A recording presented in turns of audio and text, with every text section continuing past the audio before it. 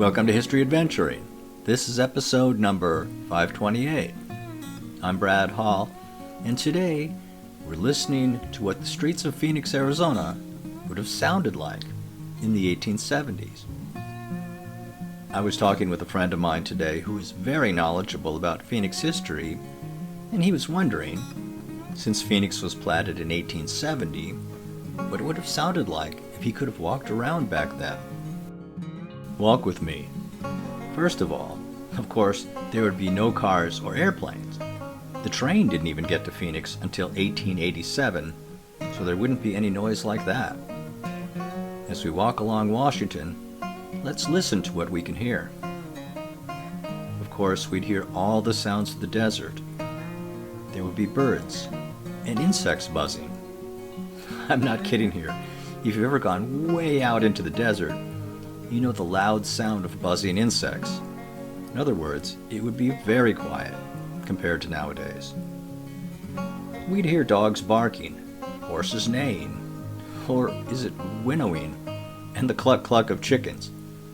Oh yeah, and there would be pigs wandering around. In fact, all barnyard animals would be within earshot. I'm a city boy, so I'm not really sure what those sounds are, but we'd hear them. Of course, there'd be gunshots. I don't mean people shooting each other, but firing guns would be perfectly natural, and only frowned on if you accidentally shot someone's goat or something. We'd hear the sound of wood being chopped, probably mesquite. If people were selling fruit or vegetables, they would be shouting, "Fresh peaches," or whatever. Like dogs, kids would be wandering around, laughing and shouting, the way that kids do when they're hungry and they know supper's ready. We'd hear female voices shouting their names at about sunset.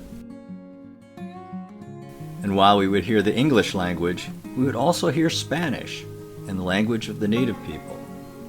And now that I think about it, there would be the sound of music. There was someone sitting there playing a Spanish guitar. I'd stop and listen.